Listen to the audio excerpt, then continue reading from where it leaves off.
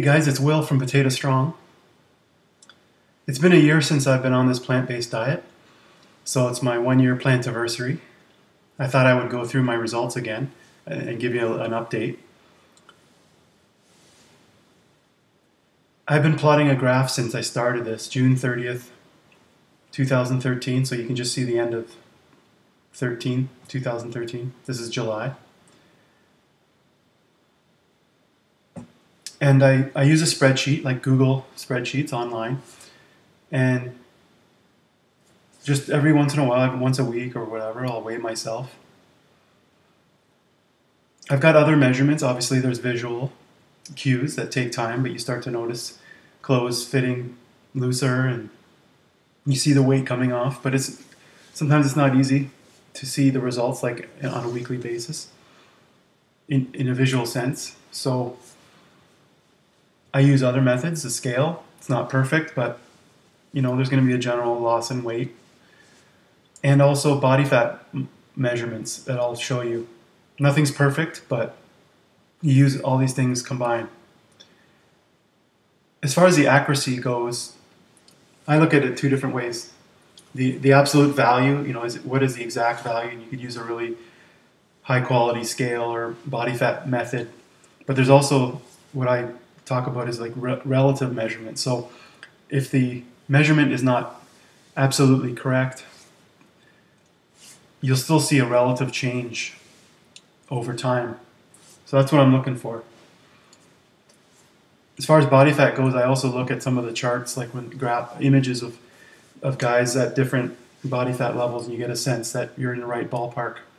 So the value itself doesn't have to be 100% exact, but I wanted to see that there was a change graphically.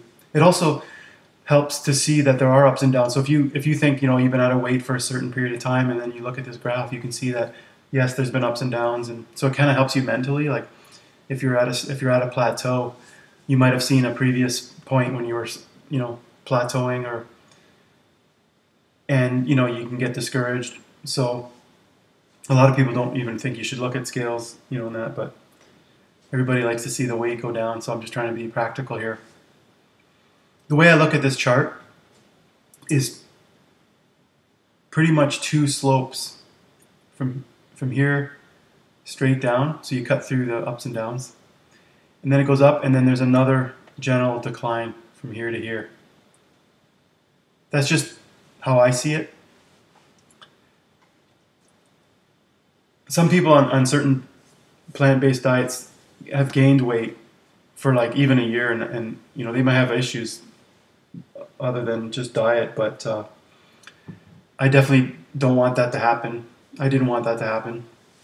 And there was really a net calorie deficit from the SAD, the typical American diet, even though I wasn't eating meat, just cheese and potato chips and oil and stuff like that. So there's definitely a drop in caloric intake, even though I'm eating a ton of food now, just using lower calorie density foods. So what happened here, so it came down, there's ups and downs. I didn't change anything. Right around here, mid-October, I bought this chin-up bar. It's a stamina power tower. I could do dips and chin-ups.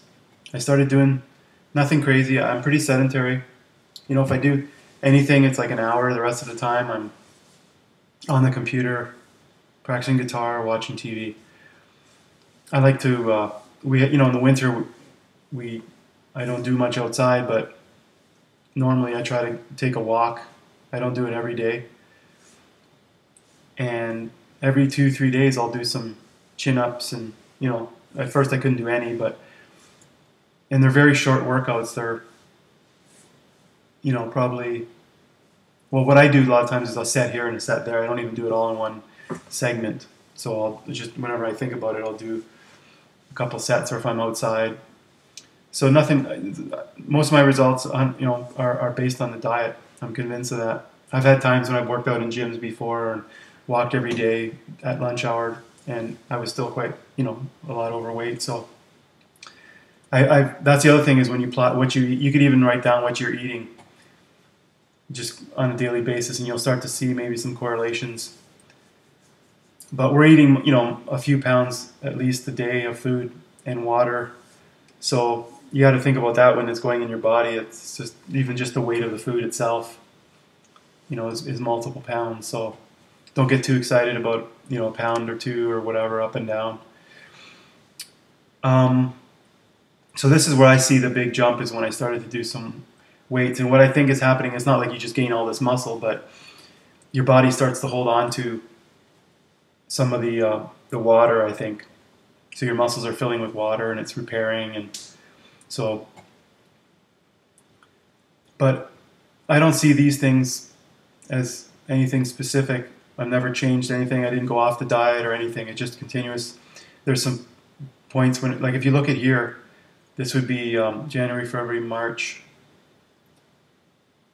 If you look at this point, 180, you can see it keeps going back up. I mean, that's over a month. It goes down and comes up, goes down. So at this point, if you're thinking, oh geez, maybe I should start cutting back on starch or something like that, you just look back at your progress and you see other ups and downs, and you don't worry about it. You just stay consistent. It's going to take time.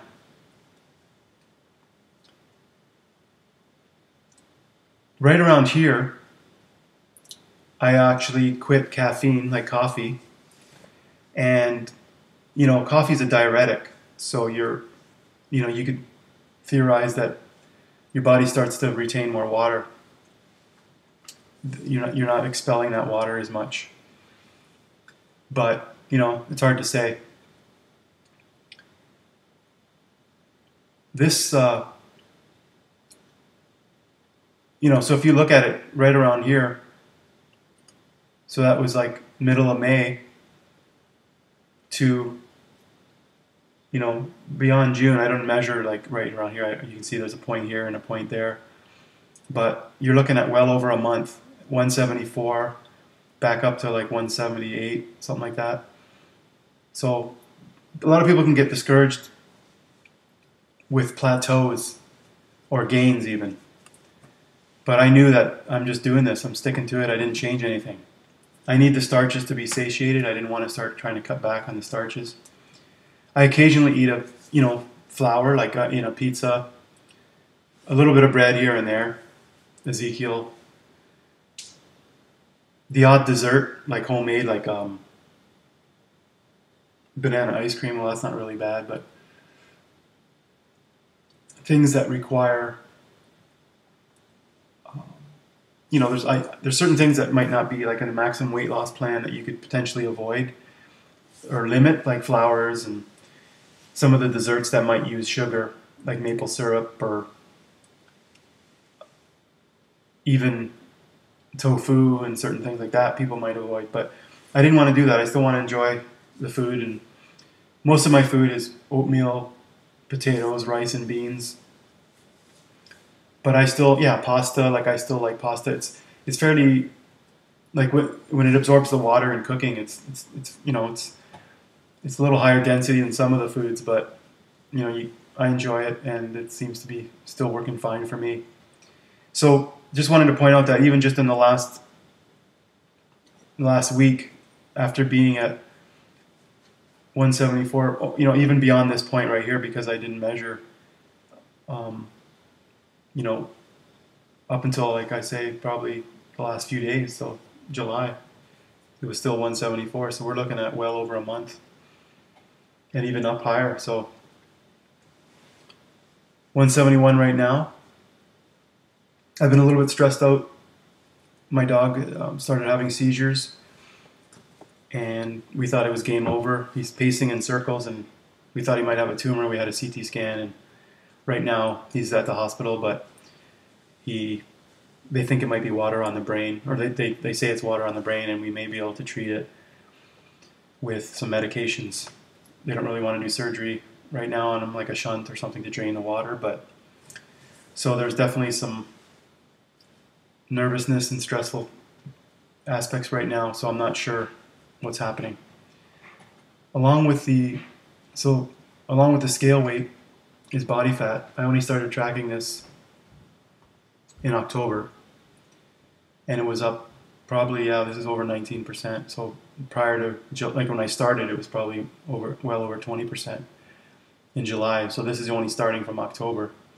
And I don't measure this that much, but it's a handheld device. It measures just the upper body, so it's not a full body fat monitor. But you can see that it's gone down, and there's, like say, ups and downs. I haven't measured it lately. Maybe a week or so ago, it was 12.5%. And I look at the body fat pictures, like I mentioned, about males at different body fat percentages, and it seems to be close. I may be a little less than that, 12.5, but it's in that same area.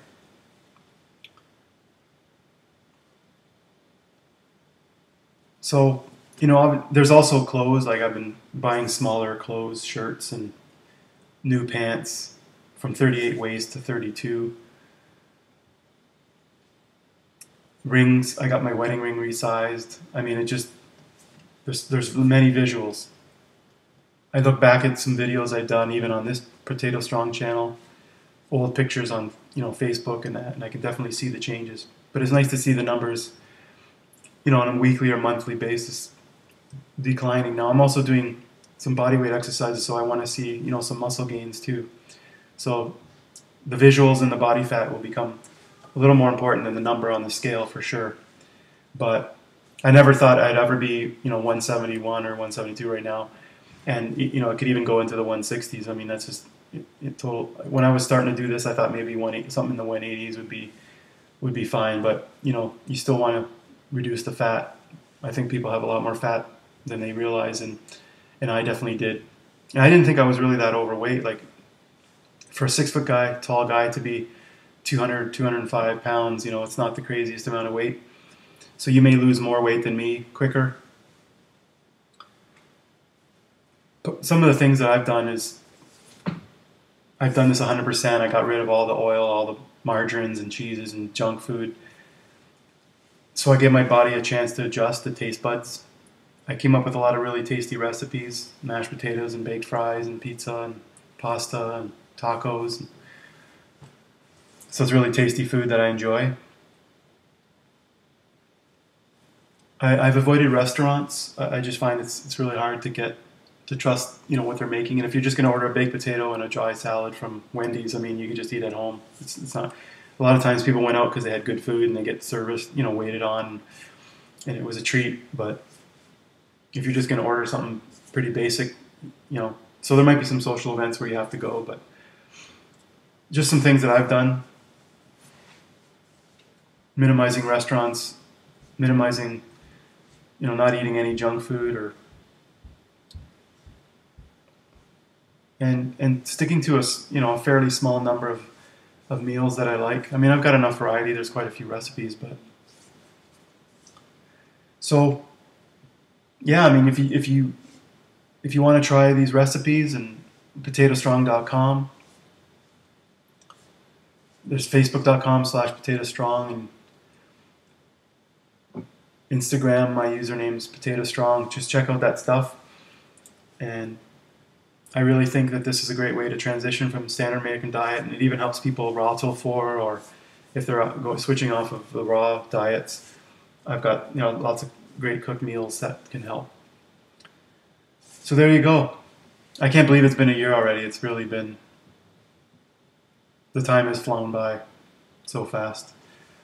And it's just exciting to see what's going to happen the next year. So I've got some goals. I'm going to keep doing some body weight, some more stretching for my lower body, like being fairly sedentary. You want to stretch your hip flexors and get more flexibility. Some of the mental aspects, like being more calm. Like when you put yourself out on the internet, there's criticisms and comments, and so just being more zen about it, just being even keeled, and not reacting to a lot of opposing views and negative comments, and stressful times, if you're working and you're stressing out about a deadline, and just being a little more, meditative and turning off that brain, the thinking mind. And so there's more growth to come. And, over time I'll explore some new recipes that I'll be sharing with you guys too. So hopefully you guys like that, and we'll talk to you guys later.